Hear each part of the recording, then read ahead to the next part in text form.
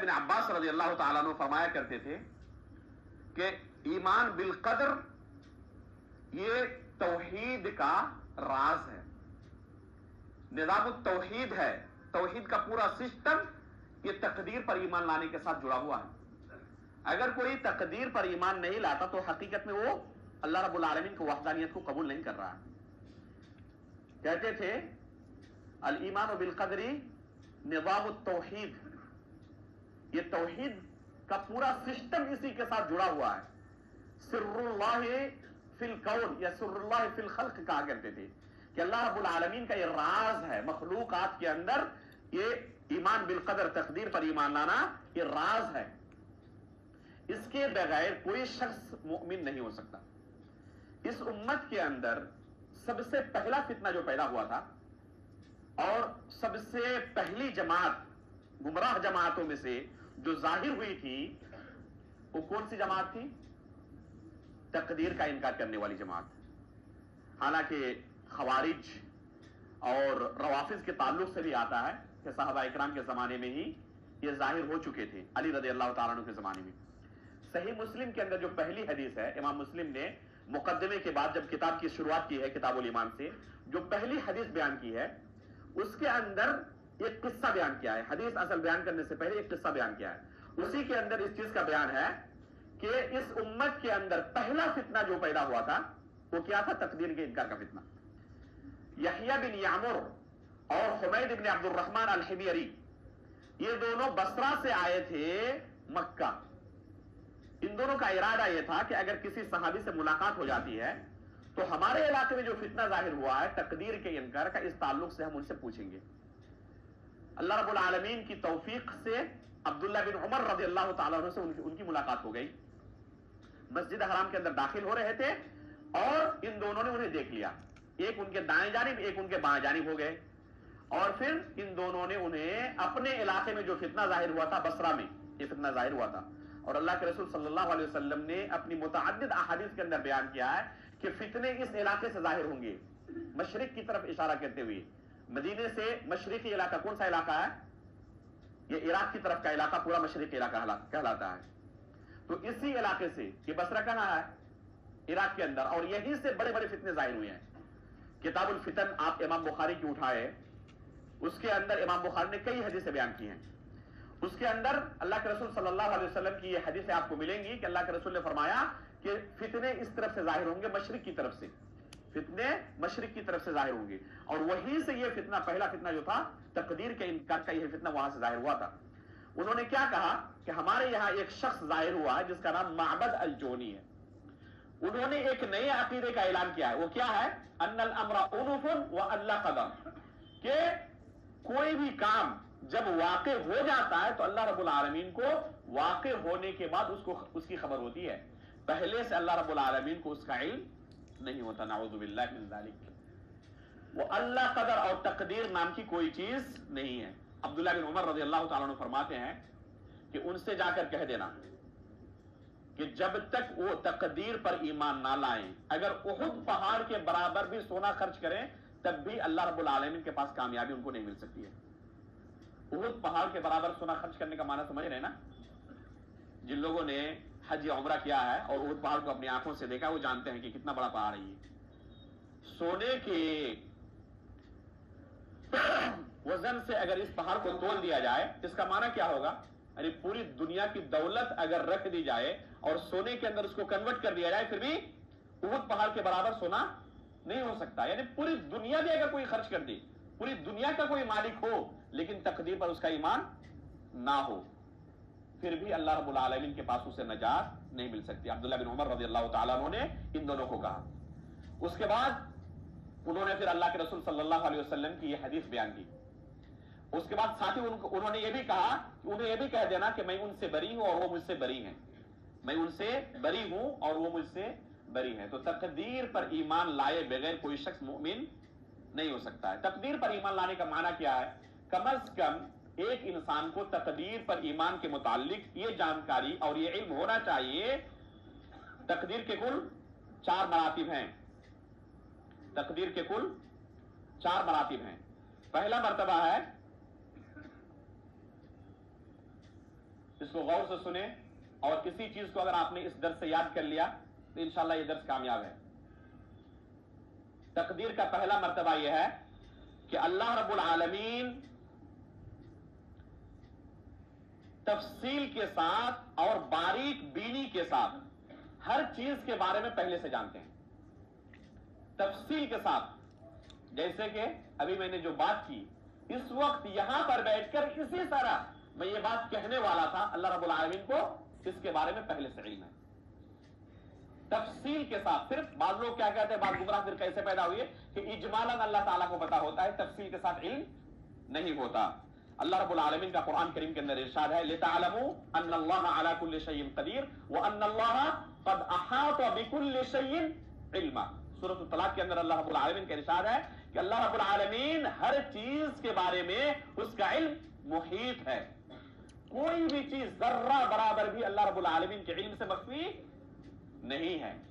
آیت الکرسی کے اندر اللہ رب العالمین نے کیا کہا ہے، یعلم ما بین ایدیہم وما خلفهم ولا يحيطون بشيء من علمه وعنده مفاتح الغیب لا يعلمها الا هو، کہ غیب کی کنجیاں صرف اللہ کے پاس ہے، اس کے سوا کوئی ان چیزوں کو نہیں جانتا۔ وَيَعْلَمُ مَا فِي الْبَرِّ وَالْبَحْرِ وَمَا تَسْقُطُ مِنْ وَرَقَةٍ إِلَّا يَعْلَمُهَا، اللہ تعالیٰ نے بھی کہا اسی آیت کے اندر۔ آگے کیا کہا، وَمَا تَسْقُطُ مِنْ وَرَقَةٍ إِلَّا يَعْلَمُهَا، یہ قرآن کے اندر اللہ تعالیٰ نے کہا کہ اگر کسی درخت سے کوئی پتا بھی گرتا ہے تو اللہ رب العالمین کو اس کے بارے میں بھی خبر ہوتی ہے، اس کا بھی علم ہوتا ہے۔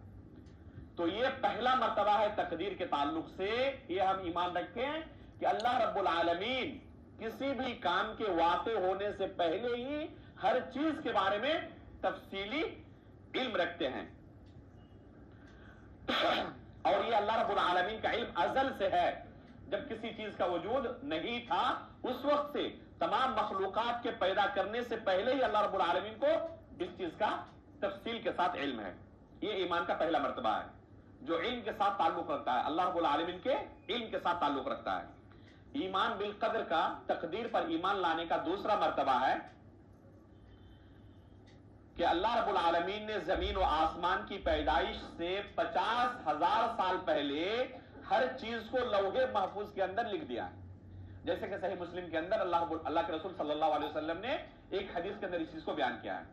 تو یہ تقدیر پر ایمان لانے کا دوسرا مرتبہ ہے۔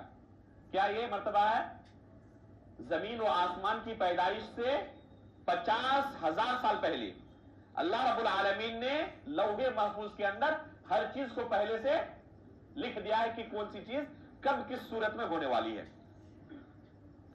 تیسرا مرتبہ ہے کہ ہر چیز اللہ رب العالمین کے ارادے اور مشیت کے تحت ہے، کوئی بھی چیز اللہ رب العالمین کے ارادے سے باہر نہیں ہے۔ اللہ رب العالمین نے قرآن کریم کے اندر اپنے بارے میں کیا کہا ہے، فعال لما یرید، جو کچھ چاہتا ہے اللہ رب العالمین اسے انجام دیتا ہے۔ وما تشاؤون الا ان یشاء اللہ رب العالمین، تم جو کچھ چاہتے وہ نہیں ہوتا، وہی ہوتا ہے جو اللہ رب العالمین چاہتا ہے۔ تو ہر چیز چاہے اس کا تعلق نیکی سے ہو، چاہے اس کا تعلق گناہ سے ہو، وہ اللہ رب العالمین کی مشیت کے تحت ہے۔ چاہے کوئی شخص کفر کرے یا کوئی شخص ایمان لائے، دونوں اللہ رب العالمین کے مشیت کے تحت ہے۔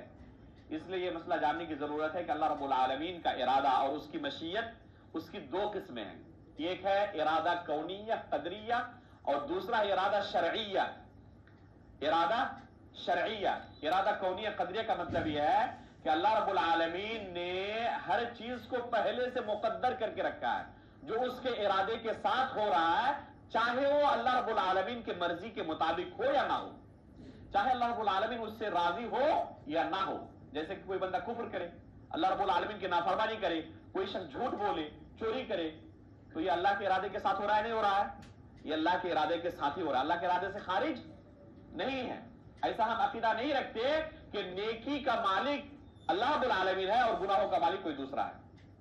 جیسے کہ بعض گمراہ فرقوں کا عقیدہ ہے کہ نیکی کا خالق کوئی دوسرا ہے اور شر کا خالق، برائی کا خالق کوئی دوسرا خالق ہے، تو ایک ساتھ دو خالق کو مانتے ہیں۔ ہم صرف ایک ہی خالق کے اوپر ایمان لاتے ہیں، چاہے نیکی ہو چاہے برائی ہو، دونوں اللہ رب العالمین کے ارادے اور مشیت کے تحت ہے. یہ ضروری نہیں کہ اللہ رب العالمین اس سے راضی بھی ہو. مشیت کی دوسری قسم، ارادے کی دوسری قسم کیا ہے؟ ارادہ شرعیہ. ارادہ شرعیہ کا مطلب یہ ہے کہ جو چیز اللہ کے ارادے سے بھی ہے اور اللہ رب العالمین اس سے راضی بھی ہوتا ہے، یہ ہے ارادہ شرعیہ، کہ اللہ رب العالمین اس سے خوش بھی ہوتا ہے، راضی بھی ہوتا ہے. کوئی کہہ سکتا ہے کہ یہ کیسے ہو سکتا ہے کہ اللہ رب العالمین کے ارادے سے کوئی چیز ہو اور اللہ رب العالمین اس سے راضی نہ ہو؟ یہ کوئی بعید نہیں ہے. انسان بھی بہت ساری چیزیں ایسے کرتا ہے، بہت ساری ایسی چیزیں کرتا ہے جو اپنے ارادے سے ہی کرتا ہے لیکن خوش نہیں ہوتا اس کام سے. اس کام سے وہ خوش نہیں ہوتا ہے. آپ نے بے شمار ایسی چیزیں دیکھی ہوں گی. اگر کسی کو اللہ نہ کرے کوئی ایسی بیماری ہو جائے ہاتھ کے اندر، ڈاکٹروں نے تشخیص کے بعد کہا کہ اب آپ کے پاس کوئی دوسرا آپشن نہیں ہے، ایک ہی آپشن ہے کہ اس ہاتھ کو کاٹ کر آپ کو پھینکنا پڑے گا، ورنہ چند دنوں کے اندر یہ بیماری پورے جسم کے اندر سرایت کر جائے گا اور آپ چند دنوں کے اندر وفات پا جائیں گے. اب آپ کے پاس ایک ہی آپشن ہے کہ آپ اس کو کاٹ کے پھینک دیں. تو آپ کیا کرتے ہیں؟ باضابطہ ڈاکٹر آپ سے لکھ کر دستخط کے ساتھ آپ کی رضامندی لیتے ہیں کہ اس ہاتھ کو کاٹنے کی میں آپ کو اجازت دے رہا ہوں. کیا کوئی انسان خوش ہوتا ہے کہ اس کا ہاتھ کاٹا جا رہا ہے؟ لیکن اس کے ارادے کے تحت ہو رہا ہے نہیں ہو رہا؟ اس کی اجازت سے باضابطہ لکھ کر اس نے اجازت دی ہے. تو کوئی ضروری نہیں ہے کہ جو چیز آپ کے ارادے سے ہو آپ اس سے خوش بھی ہوں، یہ لازم ملزوم نہیں ہے. تو بے شمار چیزیں دنیا کے اندر ہوتی ہیں جن سے اللہ تعالیٰ خوش نہیں ہوتا، لیکن اللہ کے ارادے کے ساتھ ہو رہا ہے نہیں ہو رہا ہے؟ وہ بھی اللہ کے ارادے کے ساتھ ہی ہو رہا ہے. تو چاہے جو چیز بھی ہو دنیا کے اندر، اچھی ہو یا بری ہو، وہ اللہ کے ارادے کے ساتھ ہو رہا ہے. یہ تیسرا مرتبہ ہے تقدیر پر ایمان لانے کا. اور چوتھا مرتبہ ہے کہ ہر چیز کا خالق اللہ رب العالمین. ہر چیز کا خالق کون ہے؟ اللہ رب العالمین ہے. یہاں تک کہ ہمارا بھی خالق اللہ رب العالمین ہے اور ہم جو عمل کرتے ہیں اس کا بھی خالق اللہ رب العالمین ہے. فاعل ہم ہیں لیکن خالق کون ہے؟ پیدا کرنے والا کون ہے؟ اللہ رب العالمین. انجام دینے والے بالفعل اس کام کو انجام دینے والے کون ہیں؟ جیسے ابھی ہم نے نماز پڑھی، ہم یہاں پر بیٹھے ہوئے ہیں تو فاعل ہم ہیں، عملی طور پر انجام دینے والے ہم ہیں، لیکن خالق کون ہے اس کا؟ اللہ رب العالمین ہے. ایک گمراہ فرقہ پیدا ہوا تھا جنہوں نے اس چیز کا انکار کیا تھا کہ ہمارے جو اعمال ہیں چاہے نیک ہو چاہے برے ہو، اللہ رب العالمین اس کا خالق نہیں ہے. نعوذ باللہ من ذالک. امام بخاری رحمہ اللہ نے ایک کتاب لکھی خلق و افعال العباد کے نام سے، اسی گمراہ فرقے پر رد کرنے کے لیے، اسی گمراہ فرقے پر رد کرنے کے لیے کہ ہمارا خالق ہمارے عمل کا خالق بھی اللہ رب العالمین ہے، چاہے وہ برے ہوں یا چاہے اچھے ہوں. ایک آخری نقطہ تقدیر کے تعلق سے کہہ کر، ہو سکتا ہے کہ بہت سارے لوگوں کے ذہن میں یہ اشکال پیدا ہو رہا ہو، اسی کا جواب دے کر اس کو ختم کروں گا. کچھ وقت زیادہ ہوگا اس لیے معذرت خواہ ہوں، لیکن یہ اہم نقطہ اس کو اگر چھوڑ کے چلا جائے تو مناسب نہیں ہوگا. بہت سارے لوگوں کے ذہن میں یہ اشکال پیدا ہوتا ہوگا کہ جب گناہ ہو یا کوئی نیکی کا کام ہو، ایک شخص کفر کر رہا ہے، ایک شخص چوری کر رہا ہے، وہ بھی اللہ کے ارادے سے کر رہا ہے، وَمَا تَشَاءُونَ إِلَّا أَن يَشَاءَ اللَّهُ رَبُّ الْعَالَمِينَ. تو پھر جب اللہ کے ارادے سے ہی ہو رہا ہے تو اس پر اس کو سزا کیوں ملے گی؟ شیطان اکثر و بیشتر لوگوں کے ذہن میں تقدیر کے تعلق سے وسوسہ ڈالتا ہے کہ جب اللہ کے ارادے سے ہی بندے تمام کام کرتے ہیں، چاہے نیکی کے ہو چاہے برائی کے کام ہو، اور یہی ہمارا عقیدہ ہے. اس کے بغیر اگر ہم عقیدہ رکھتے ہیں کوئی دوسرا تو تقدیر پر ہمارا ایمان نہیں ہوگا. اور ابھی ہم نے کہا کہ تقدیر پر اگر کسی کا ایمان نہ ہو تو وہ شخص مسلمان نہیں ہو سکتا. یہ ہمارا عقیدہ ہے. لیکن یہ اشکال شیطان ہمیشہ لوگوں کے ذہن میں ڈالنے کی کوشش کرتا ہے کہ جب اللہ کے ارادے سے ہی ہم ہر کام کر رہے ہیں، گناہ کا ہو یا نیکی کا ہو، تو پھر اس پر ہمیں سزا کیوں ملے گی؟ کیا جواب ہوگا اس کا؟ جو شخص یہ کہہ رہا ہے خود اس دلیل کو وہ اپنی دنیاوی زندگی میں قبول نہیں کر سکتا. یہ جو دلیل دے رہا ہے کہ اللہ کے ارادے سے چونکہ ہم نے گناہ کیا ہے اس لیے ہمیں سزا نہیں ملنی چاہیے، یہ اس کی دلیل ہے نا. عین یہی دلیل کفار اور مشرکین نے اللہ کے رسول کے زمانے میں دی تھی. قرآن کریم کے اندر اللہ تعالیٰ نے اسے نقل کیا ہے. لو شاء اللہ ما اشرکنا ولا آباؤنا. یہ مشرکین کہا کرتے تھے کہ اگر اللہ چاہتا تو نہ ہم شرک کرتے، نہ ہمارے باپ دادا شرک کرتے، نہ ہم ان حرام کاموں کا ارتکاب کرتے. یہ کفار و مشرکین نے حجت قائم کی تھی، تقدیر کو لے کر حجت قائم کی تھی کہ اللہ نے ہماری تقدیر میں شرک کرنا لکھا تھا اس لیے ہم نے شرک کیا، لہذا اس پر سزا کیوں ملنی چاہیے ہمیں. تو یہ حقیقت میں کن کا اعتراض ہے؟ یہ کفار اور مشرکین کا اعتراض ہے، اور شیطان ان کے ذہنوں کے اندر یہ ڈالا تھا، اور قرآن کریم کے اندر اللہ نے اسے بیان کیا ہے، نقل کیا ہے۔ یہ جو دلیل کفار اور مشرکین نے دی تھی، یا شیطان مسلمانوں کے ذہن کے اندر بھی ڈالتا ہے اس کو، یہ ایسی فاسد دلیل ہے جس کی تردید کتاب و سنت سے تو ہوتی ہی ہے، عقل سے بھی اس کی تردید ہوتی ہے، بلکہ کوئی بھی دنیا کا عقل مند شخص اس دلیل کو قبول نہیں کر سکتا، ممکن نہیں ہے کہ اس دلیل کو قبول کر سکے۔ کیا دلیل دی ہے؟ کہ جب ہم گناہ کا کام اللہ کی مشیت سے کرتے ہیں، تقدیر کے اندر لکھے ہونے کی وجہ سے کر رہے ہیں، تو اس پر ہمیں سزا کیوں ملنی چاہیے؟ یہی نا اس کی دلیل ہے۔ اگر یہی دلیل اس کا بھائی اس کے اوپر کوئی ظلم کر کے پیش کرے تو اسے قبول کر لے گا وہ؟ جو اس نے ابھی دلیل دی نا کہ میں نے شرک کیا، میں نے چوری کی، میں نے ڈکیتی کی، میں نے جھوٹ بولا، میں نے غیبت کی، اس لیے مجھے سزا نہیں ملنی چاہیے۔ کیوں سزا نہیں ملنی چاہیے؟ دلیل دے رہا ہے کہ اللہ نے تقدیر میں لکھا تھا اس لیے میں نے کیا۔ تو ایک دوسرا بندہ آیا، اس کے بیٹے کو قتل کر دیا، اب یہ دلیل دے رہا ہے کہ میری تقدیر میں لکھا تھا تمہارے بیٹے کو قتل کرنا، اس لیے میں نے قتل کیا، تو مجھے سزا پھر کیسے ملنی چاہیے؟ کیا وہ معاف کر دے گا، چھوڑ دے گا، اس کی دلیل کو قبول کر لے گا؟ کیا خیال ہے؟ کوئی مل سکتا ہے دنیا میں آدمی ایسا جو اس کی اس دلیل کو قبول کر لے اور اسے چھوڑ دے؟ چاہے وہ اللہ پر ایمان لاتا ہو یا نہ لاتا ہو، اگر اللہ نے عقل کی نعمت سے اسے نوازا ہے تو اس دلیل کو قبول نہیں کر سکتا۔ اسی وجہ سے دنیا کے کسی ملک میں آپ چلے جائیں، وہاں پر کورٹ ہے، کچہری ہے، پولیس ہے، عدالت ہے، کس لیے ہے؟ تاکہ مجرموں کو سزا دی جائے۔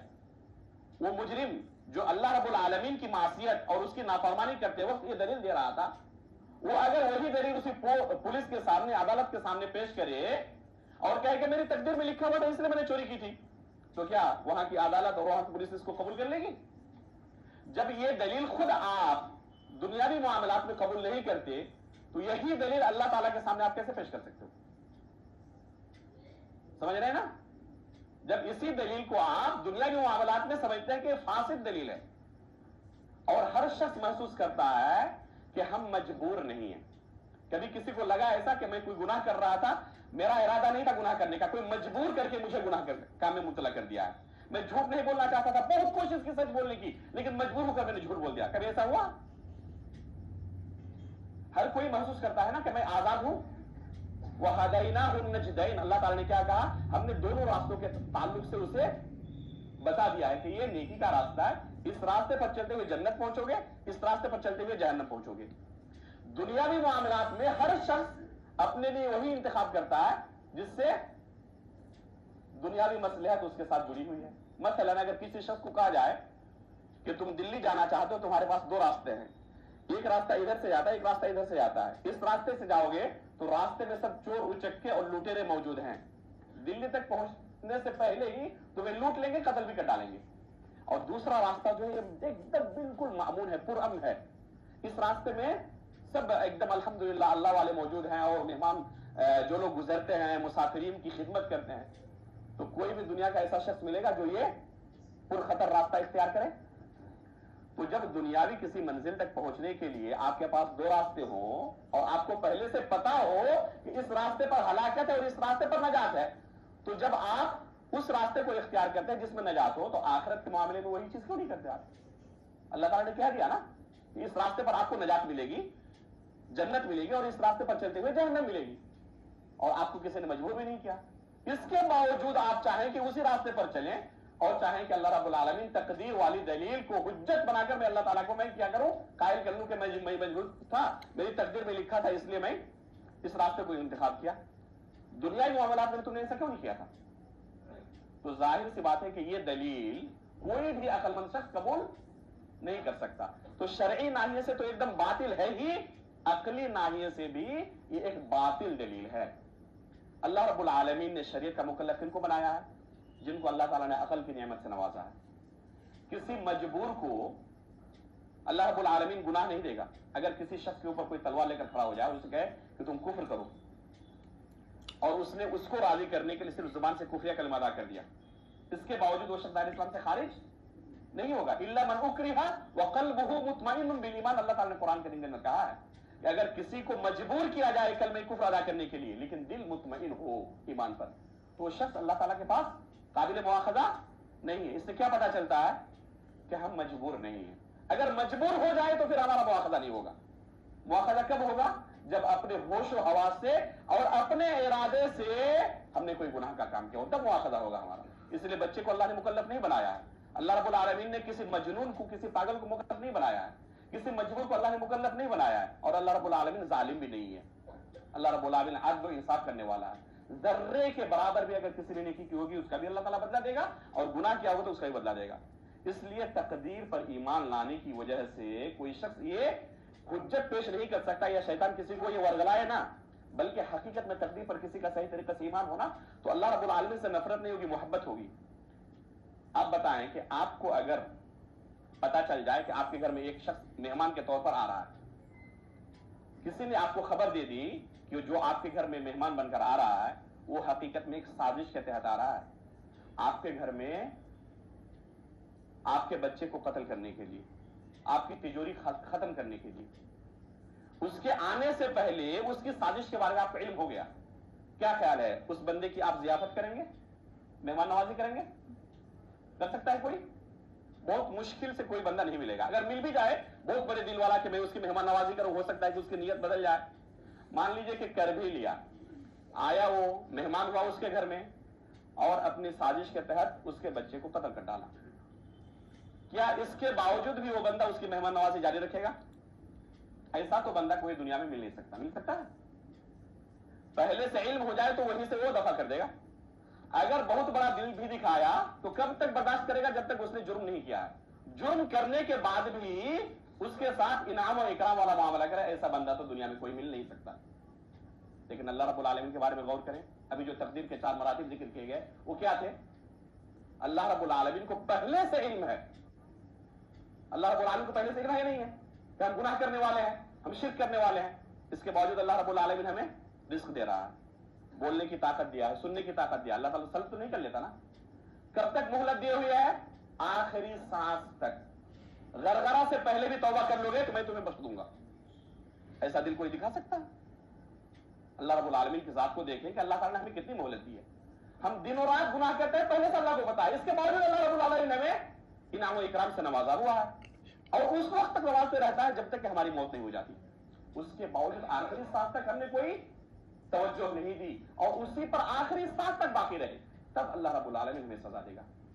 لیکن آخری سانس سے پہلے بھی اگر ہم نے توبہ کر لیا تو اللہ رب العالمین, ابھی میں نے کیا کہا, التائب من الذنب کمن لا ذنب لہ, زندگی بھر کی تمام گناہ اللہ رب العالمین بخش دیتا ہے. اللہ رب العالمین سے دعا ہے کہ اللہ رب العالمین ہمیں دین کی صحیح سمجھ عطا فرمائے, اور اللہ رب العالمین ہمیں ان پر عمل کرنے کی بھی توفیق عطا فرمائے. وقت کچھ زیادہ ہو گیا, 15-20 منٹ, اس لیے معافی طلب کرتا ہوں. اللہ رب العالمین سے دعا ہے کہ جو ہم نے یہاں پر سیکھا ہے اللہ رب العالمین ان پر عمل بھی ہمیں کرنے کی توفیق عطا فرمائے. ایمان کی حالت پر ہماری وفات ہو اور نبیین, صدیقین, شہداء و صالحین کے ساتھ ہمارا حشر ہو. آمین. تقبل رب العالمین. وصلی اللہ علی نبینا محمد.